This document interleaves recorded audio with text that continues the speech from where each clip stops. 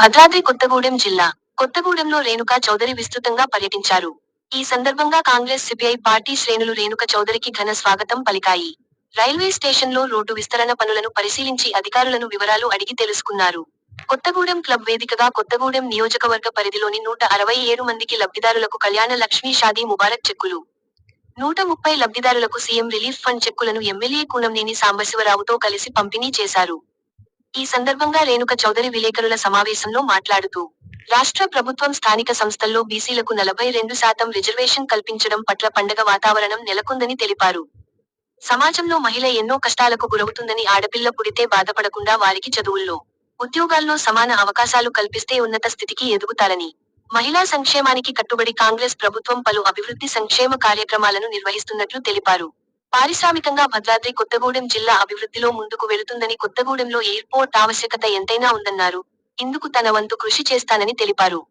NMDC నష్టాల్లో ఉందని, మూసివేసిన పరిశ్రమలను ఎన్ఎండీసీ స్పాంజ్ ఐరన్ పునరుద్ధరణకు కృషి చేసి ఉద్యోగ ఉపాధి అవకాశాలు కల్పించేందుకు కృషి చేస్తానన్నారు. సింగరేణిలో అవకతవకలు జరుగుతున్నాయని తమ దృష్టికి వచ్చిందని, ఇండస్ట్రియల్ బెల్ట్లో చాలా పటిష్టవంతంగా రాష్ట్ర ప్రభుత్వ అభివృద్ధిని కాంక్షిస్తూ పనిచేస్తామని తెలిపారు. కార్మిక వర్గానికి అండగా ఉంటామన్నారు.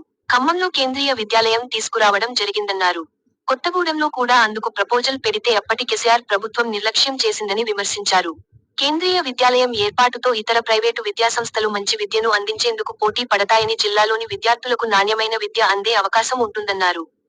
కేసీఆర్, కేటీఆర్ ప్రభుత్వం వేల కోట్ల అప్పుల భారాన్ని నెత్తిన పెట్టిన రేవంత్ రెడ్డి ప్రభుత్వం అన్ని వర్గాల ప్రజల సంక్షేమం కోసం పనిచేస్తుందని, కొన్ని లక్షల ఉద్యోగాలు కల్పించిందని, సన్నబియ్యం, ఆడవాళ్లకు ఉచిత బస్సు, ఒక కుటుంబాన్ని కాపాడుకునే కోసం ఎన్ని రకాల సంక్షేమ కార్యక్రమాలు అవసరమో అవన్నీ రేవంత్ రెడ్డి ప్రభుత్వం చేస్తుందన్నారు.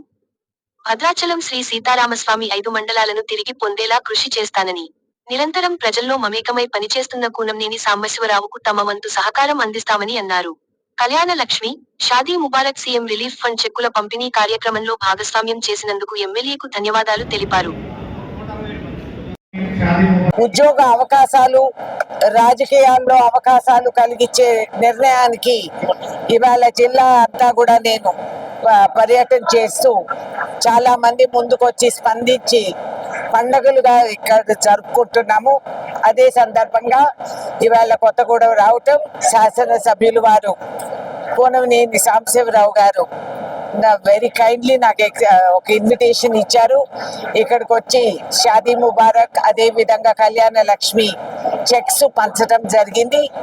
సమాజంలో నిజంగానే భావిస్తే ఒక మహిళ ఎన్ని కష్టాలకి గురి అవుతుంది, ఆడపిల్ల పుడితే అయ్యో అని అనుకునే సమాజానికి ఒక మార్పుగా ఇవాళ మనం ఈ కార్యక్రమాలు చేపట్టుకోగలుగుతున్నాము. దీనివల్ల ఎవరు కూడా ఆడపిల్ల పుట్టిందే అని బాధపడకుండా అవకాశాలు తీసుకొని వాళ్ళందరికీ కూడా సమానంగా చదువు అవకాశం కలిగిస్తే ఎవరైనా ఎదగలుగుతారు ఈ భారతదేశంలో అనే నిర్ణయానికి కట్టుబడిగా ఈ కార్యక్రమాలు చేపడుతూ తిరుగుతున్నాము. అదేవిధంగా కొత్తగూడెంలో గత చరిత్ర మీరు తిరిగేసి చూస్తే ఇక్కడ ఎన్నో సెంట్రల్ ఈ ఎస్టాబ్లిష్మెంట్స్ అన్నీ ఉన్నాయి ఇక్కడ. అందుకని ఇక్కడ ఎయిర్పోర్ట్ ఏర్పాటు చేసుకోవటం ఎంతైనా మంచిదని ఆ రోజుల్లోనే కేంద్ర టీంని, సివిల్ ఏవియేషన్ టీంని ఇక్కడ పిలిపించడం, వాళ్ళు సర్వేలు చేయటం, ల్యాండ్ మనం కేటాయించుకోవటం, అదేవిధంగా ఇక్కడ అన్ని పర్మిషన్లకి మనం ఏర్పాటు చేసుకున్నాము. అన్ఫార్చునేట్లీ అప్పుడు నేను ఎలక్షన్ ఓడిపోవటం, ఇది మూలపట్టడం జరిగింది. ఏదేదైనా మళ్ళీ కూడా ఇప్పుడు కేంద్ర మంత్రితో మాట్లాడటం, ఆయన నాకు మాట ఇచ్చారు ఇక్కడ కొత్తగూడెంలో మనం ఎయిర్పోర్ట్ తప్పకుండా నమ్మకం. అదేవిధంగా ఇక్కడ ట్రేడ్ యూనియన్ లీడర్స్ అందరూ కూడా ముందుకొచ్చి ఇప్పుడు పాలవంచ మనకి రావాల్సిన స్పాంజ్ ఐరన్ ప్లాంట్ ఏదైతే గతంలో డిస్ఇన్వెస్ట్మెంట్ లో పడేశారో దాన్ని తీసి మేము లాభాలకు తీసుకొచ్చి ఎన్ఎండిసితో మర్జర్ చేసి ఉద్యోగాలు కలిగించిన వాతావరణంలో ఇవాళ రోజు దాన్ని మూలపడేసి అది లాసెస్ లోకి వచ్చిందని పట్టించుకోకపోవటం చాలా శోచనీయం. ఎన్ఎండిసితో నేను మాట్లాడతాను. వాళ్ళ ద్వారా ఈ Palvancha sponge iron plant MLA గారు రిక్వెస్ట్ ఇది. కార్మిక వర్గానికి మనం ఆదుకోవాలనే ఆలోచనతో ఆ ప్లాంట్ ని ఎన్ఎండిసి నడుపుతారా లేదా ప్రైవేట్ వాళ్ళకి కేటాయిస్తారా, ఏదో ఒక విధంగా దాన్ని రివైవ్ చేయాలి. అదే విధంగా కేటీపీఎస్ టోకెన్ చేసుకొని కోల్ సప్లై అవన్నీ కూడా మనం ఏర్పాటు చేసుకొని నడుపుతున్నాము. సింగరేణి కోల్యరీస్ లో కూడా కొన్ని అవకతవకలు జరుగుతున్నాయని నా దృష్టికి తీసుకురావటం జరిగింది. ఈ ఇండస్ట్రియల్ బెల్ట్ అంతా కూడా మేము టైట్ చేసి కార్మిక వర్గాన్ని కాపాడుకునేటట్లు రాష్ట్ర ప్రభుత్వం కోరిన విధానంగా మేమందరం కూడా ఈ గ్రౌండ్ లో తిరుగుతూ ఉంటాము. కేంద్ర విద్యాలయ అనేది నేను ఖమ్మంలో ఏర్పాటు చేసి ఇక్కడికి కూడా తెప్పించి చాలా రోజులు అయిపోయింది. అయినా అది ఎందుకు దానికి కదలిక లేదో మరి 10 సంవత్సరాలు ఈ కేసీఆర్ గవర్నమెంట్ లో అది ఏమీ చేయలేదు. వాళ్ళు ఎక్కడేసిన గొంగలు అక్కడగానే ఉంది.